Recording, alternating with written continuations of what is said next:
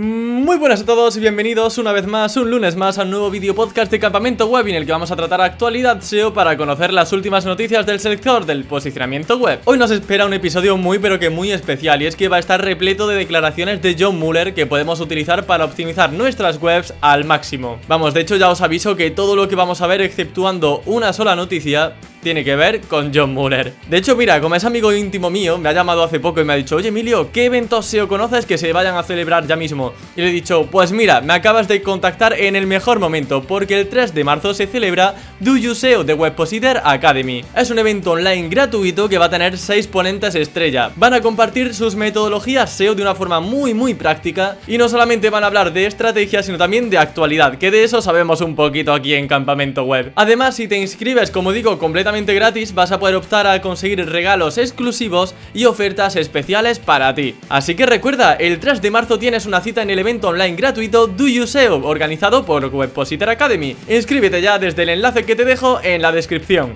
Dicho esto, ponte cómodo porque aquí comienza Campamento Web.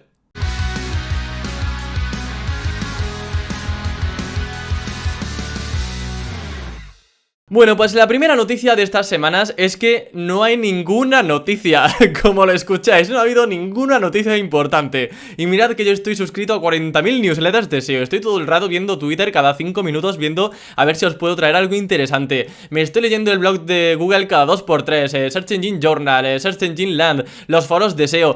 O sea, me documento con todas las fuentes que os podáis imaginar y más. Y aún así, no hay un mojón de noticias. Y perdón por la palabra, pero es que es así, no hay nada.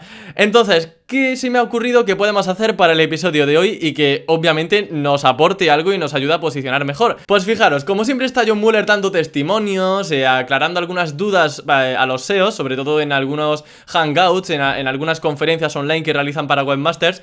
He dicho: mira, lo que voy a hacer en este episodio va a ser recopilar algunas de las declaraciones que hace John Mueller y que nos van a resultar quizá más interesantes y más pertinentes para optimizar nuestra web. Así que eso es lo que he hecho, de las últimas declaraciones de John Mueller, recoger las que yo creo que son más interesantes. La primera noticia de John Mueller a mí me viene muy bien, porque yo siempre he estado diciendo que los emojis en los títulos molan, y que tener colorcillo por ahí en los títulos, ya poner un fuegote, una medallita, que eso impacta y llama la atención, porque de hecho pues yo hice algunos experimentos y el CTR aumentó. Es cierto que no de forma muy llamativa, pero bueno, un 1%, un 2% sí que subían. Así que yo he estado siempre defendiendo que los emojis en títulos no son malos. Ahora bien, ¿qué pasa? Que últimamente, de hecho ya desde hace bastantes meses, no se ven apenas emoticonos en las SERPs. Google directamente elimina los emoticonos, los emojis, como por ejemplo el más típico, que era la medalla. Llegados a este punto, pues muchas veces, pues nos podemos plantear: ¿los quito? Porque primero, si no van a salir, ¿para qué los pongo? Y segundo, si los quita Google, será porque los considera como algo negativo. Bueno, pues John Mueller recientemente, de aquí que sea el actualidad SEO, ¿no? Estas declaraciones son más o menos recientes, de John Mueller, ha confirmado que no tiene por qué ser malo. Es decir, aquellos que estéis utilizando emoticonos, emojis en los títulos, no tenéis que preocuparos en exceso, porque que los tengáis y no aparezcan en las SERPs no significa que vayan a ser negativos o perjudiciales para vuestro posicionamiento. Lo único que comenta John Mueller es que es cierto que para muchas consultas pueden llegar a resultar un poco agresivos y que entonces ahí ellos lo quitan automáticamente, pero que hay consultas, por ejemplo, yo estoy metido en un sector que es de generadores de nombres, ¿vale? Y generadores de nombres con caracteres extraños, con emoticonos, para gente que quiere hacer nicknames y cosas de esas. Y tú buscas generador de nombres, por ejemplo, en Google, y joe, todo lo que te sale prácticamente en Google tiene emoticonos en los títulos. ¿Por qué? Porque la propia intención de búsqueda, la propia consulta, premia eso. La gente quiere emoticonos, quiere cosas extrañas, así que tener emoticonos ayuda a posicionar, o al menos no va a desaparecer, no nos va a perjudicar desde luego, pero tampoco van a desaparecer, van a ser útiles, como digo, para el aumento del CTR, del porcentaje de clics. Entonces, como digo, ¿qué es un depende? Nuevamente, otro depende en el mundillo del SEO. Que si estáis utilizando emoticonos, no hace falta que os preocupéis y digáis: ay Emilio, que es que me van a penalizar. Que no, que John Mueller confirma que puede ser correcto y que en algunos resultados se mostrarán y en otros, pues no. Con respecto a los títulos hay una segunda declaración, la segunda declaración que os quería traer, que, bueno, pues también creo que a muchos nos puede interesar. Resulta que poner la fecha en el meta title, en el título, tampoco tiene por qué ser algo negativo. que es que al igual que los emoticonos de las medallas se asociaban al spam, a micronichos de afiliados, a algo que es puramente SEO, las fechas de poner 2022 o poner febrero 2022 o marzo 2022, todo eso se podría asociar también a alguien que está intentando hacer SEO, a alguien que está intentando ser un poco spammer, entre comillas, pero realmente no tiene por qué. Es que, vamos a ver, hacer SEO no tiene por qué significar ser spammer. Yo puedo hacer un meta title que tenga la medallita y que el contenido sea el mejor. Y puedo tener un meta title que tenga febrero 2022 y que el contenido igualmente sea el mejor y que la experiencia de usuario sea la mejor. La intención de búsqueda se complete y se satisfaga de una forma completa. ¿Por qué voy a tener que ser penalizado por tener una fecha en un título? ¿Vale? No tiene sentido. Y de hecho John Mueller confirma esto en su declaración. Dice lo siguiente, dice: para artículos de noticias tiene sentido incluir la fecha en diferentes sitios de la página, ¿vale? Y esto puede incluir el titular. Dice que esto sucede porque en los artículos de noticias ellos intentan esclarecer cuál es la fecha de publicación, de actualización, en diferentes elementos que pueden ser el titular, el propio etiquetado de la fecha de la noticia, de cuándo se ha subido, cuándo se ha actualizado, dentro del propio contenido, y bueno, pues un poco todo, también pues obviamente en el código fuente, y confirma que si aparece esa fecha en el titular, pues también le va a ser más fácil identificar si es un contenido reciente u obsoleto, sobre todo, como digo, para noticias que están relacionadas con algo de actualidad. Mirad, esto para que lo tengamos nuevamente ejemplificado en algún nicho donde se podría aplicar, tenemos el sector de los cupones de descuento. Ahí, si ponéis por ejemplo cupón descuento beca Webpositor Academy, ¿vale? Por poner algún ejemplo, que de hecho si queréis una me podéis contactar en campamentoweb.com y os daré una encantado para estudiar el máster de Webpositor Academy. Si alguien busca cupón descuento o beca o cupón de cualquier tienda online que se os venga a la cabeza, cupón de descuento de Amazon por ejemplo, vais a ver que casi todos los titulares, casi todos los meta titles tienen la fecha reciente. Y esto es interesante y es útil para Google, porque si pones octubre de 2019 en el meta title, pues Google ya sabe que no te tiene que posicionar, pero si pones febrero de 2022, pues ya sabe que tienes un contenido actualizado. Obviamente se tiene que corresponder con la realidad, no vale eso de poner solamente 2022 y que el contenido no termine actualizándose. Puedes posicionar, pero a la larga, al menos bajo mi experiencia, han terminado bajando y me han empezado a posicionar por encima sitios que de verdad actualizaban. Y ha sucedido lo contrario, yo he actualizado páginas incluso de afiliados de productos que han sacado modelos en 2022 y yo la landing de ese producto he seguido manteniendo, digamos, el modelo del año pasado, pero he actualizado con contenido del producto que ha salido también este año y he empezado a superar a la competencia porque se quedaban con un producto de 2021 y yo era el único que estaba empezando a hablar de ese de 2022. Y eso, por supuesto, yo ponía 2022 en el contenido, en la fecha de actualización del artículo, en el meta title y en otros sitios donde le doy pruebas a Google de que efectivamente mi contenido es el más reciente y el que está ahora mismo pues más actualizado. Mirad, para estos casos donde hay al final ambigüedad, porque puede para que algún nicho sea importante y para otro no, lo más importante, y esto lo repito, vamos, 40.000 millones de veces siempre que alguien me pregunta, Emilio, cómo hacer SEO, es hacer consultas en Google. No hay nada más sencillo y más eficaz como hacer una consulta en Google, ver qué está posicionando ahora mismo. Si tú quieres posicionar para cupón de descuento en Amazon, por ejemplo, tienes que fijarte en cómo son los meta titles actualmente. Si todos tienen febrero 2022, el día de hoy con febrero 2022, pues ponlo tú también. Si todos los meta titles tienen listado actualizado, pues a lo mejor a ti también te conviene poner listado actualizado, porque vemos que eso incita el clic, que los resultados que están ahí primeros, si hacen bien su trabajo, es porque efectivamente han hecho una buena labor de investigación y de research en el usuario y sabe qué es lo que funciona en el meta title. Así que vamos a copiar, vamos a ver qué está posicionando ahora mismo. Sin embargo, si hacéis una consulta y no aparecen ni emoticonos, ni fechas, ni nada de nada, pues dices, vale, pues aquí tengo un poco más de vía libre y no hay como un factor común en todos los meta titles. Ahí ya sí, pues tenemos más libertad y puede que poner la fecha o puede que poner un emoticono no sea tan trivial, ¿vale? Digamos, tan importante, pero hay casos en los que sí. Y como digo, para esto hace falta investigar y documentarse dentro del propio Google. Bueno, vamos a dejar un poco a John Mueller tranquilito, que ya lleva 2 de 2. Como digo, pues esta actualidad SEO va a estar repletito de cosas de John Mueller, pero vamos a ir con una de Martin Splitt, que es otro Googler, por decirlo de una manera, no sé cómo se dicen, creo que sí, empleados de Google, que está sobre todo centrado más en la parte de experiencia de usuario, de diseño, que bueno, pues un poco más la parte parte de desarrollo, digamos así, no tanto en la parte algorítmica. Pero hace ya, de hecho, un tiempecito, hace un par de años, hice una declaración que es que, digo, no puedo hacer en la actualidad SEO de declaraciones de Google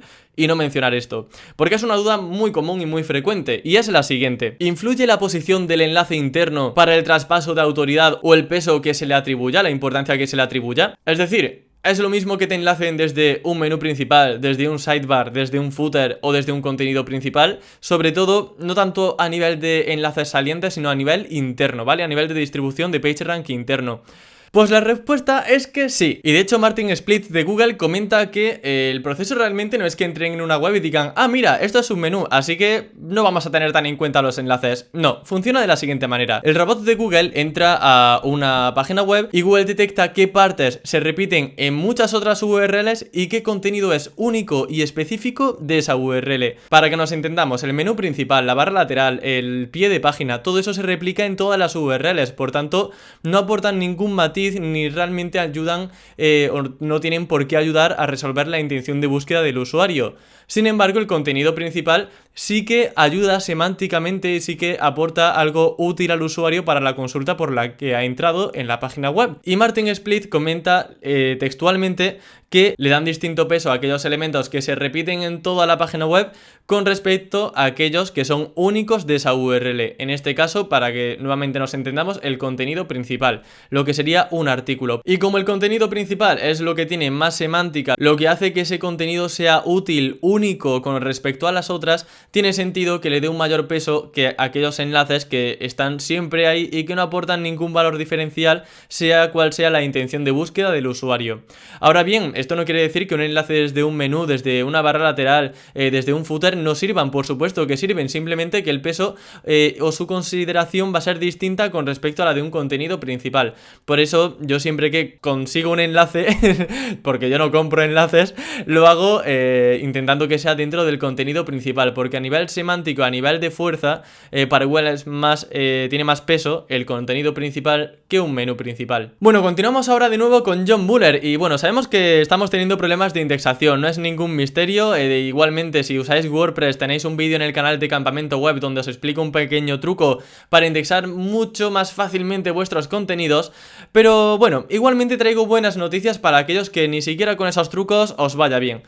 Resulta que John Mueller, y esto realmente es algo que ya ha confirmado varias veces, ha confirmado que la frecuencia de rastreo de un sitio no tiene por qué vincularse con el buen posicionamiento o mal posicionamiento de la página. Es decir, que si tu web se rastrea mucho, no significa que vayas a posicionar muy bien. Y viceversa, que si tu web se rastrea poco, no significa que vaya a posicionar mal. Eso tiene mucho sentido, porque imaginaros una página web que sube un artículo semanal.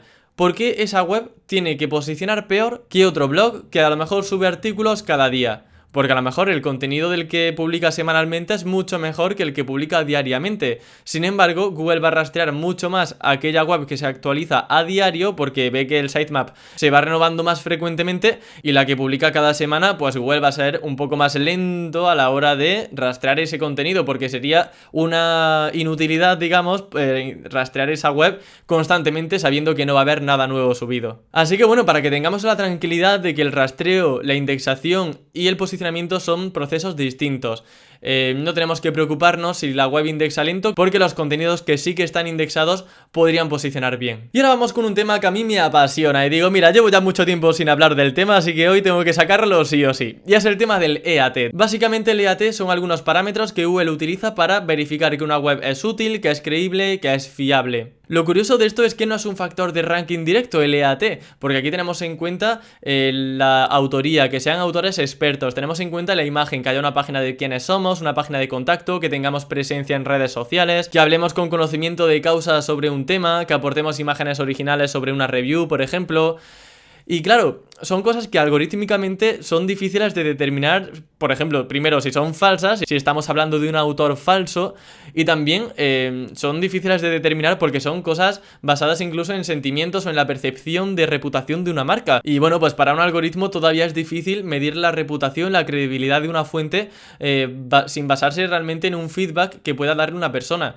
Y por eso existen los quality raters. Los quality raters son personas que hacen consultas medio aleatorias en Google para verificar que las webs que posicionan en top 1 están ahí porque de verdad lo merecen. Y si hay alguna cosa rara, a lo mejor hay una web en top 1 que los autores no se saben quiénes son, que no tiene una página de quiénes somos, que no hay presencia en redes sociales, que la gente habla mal de ella, pues ahí están los quality raters para decir, oye Google, aquí lo estás haciendo mal, esta web no debería estar posicionando.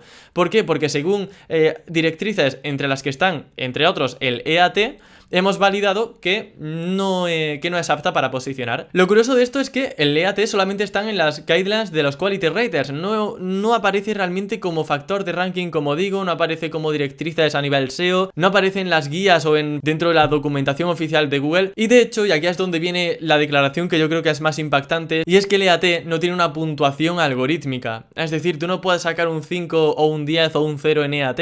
No hay como un valor asignado al PageRank, ¿vale? El PageRank sí que tiene un valor asignado, pero el EAT no lo tiene, y eso hace que sea muy difícil determinar la credibilidad de una fuente, porque si no me puede decir si la credibilidad es de un 0 a un 10, ¿cómo voy a saber si una web es más creíble que otra? No se puede, hace falta números, hace falta cuantificar esa información.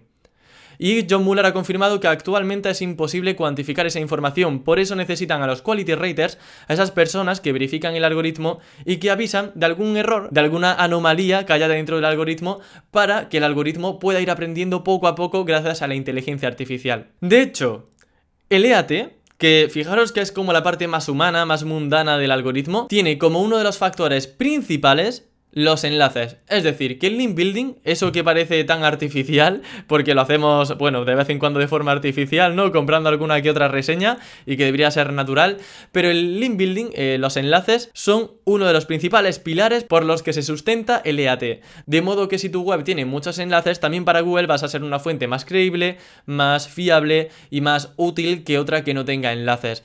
Y por eso, pues aquí ya cierro debate en si los enlaces funcionan o no. ¿Hacen falta? Claro que hacen falta, y van a seguir haciendo falta de aquí a varios años vista, segurísimo. Eso sí, también es cierto que, bueno, yo al menos lo que estoy observando en algunas webs es que al menos hace falta como un mínimo de autoridad. Es decir, los primeros enlaces se notan mucho más que los que luego vas desarrollando con el paso de los meses, porque cuando tú creas una web nueva, Google tiene que empezar a llegar a tu web, tiene que empezar a rastrearla, indexarla, posicionarla y a empezar a tener señales por las que confiar en tu contenido. Y mi recomendación es que cuando crees un proyecto nuevo, al menos crees algunos enlaces, sobre todo para que Google tenga más facilidad de llegar a tu contenido, porque si nadie te enlaza, ¿cómo vas a ver Google que existe siquiera? Es muy positivo empezar a darle primeras señales en esos primeros meses de vida. Y luego además, pues ya conforme pasen más meses, empezarás a posicionar si tienes buen contenido, te colarás en el top 20, en el top 10, algunas en top 1 incluso, y ya los enlaces como que son menos útiles, porque ya vas a tener keywords que están empezando a posicionar, pero en una fase inicial e incluso ya medio de desarrollo de la página web, necesitas enlaces. Así que el link building influye y mucho. Por mucho que nos quieran hacer creer que no es algo importante, tener un mínimo de enlaces es importantísimo. Y bueno, pues hasta aquí el episodio de hoy, un episodio lleno de declaraciones de John Mueller, también Martin Splitt ha salido por ahí, y espero que por supuesto os haya sido de gran ayuda estas intervenciones de John Mueller para conocer un poquito mejor el algoritmo y descubrir algunas prácticas que son interesantes o no para vuestro proyecto. Por mi parte nada más, nos vemos el lunes que viene con más consejos para optimizar tu web al máximo. ¡Hasta la próxima!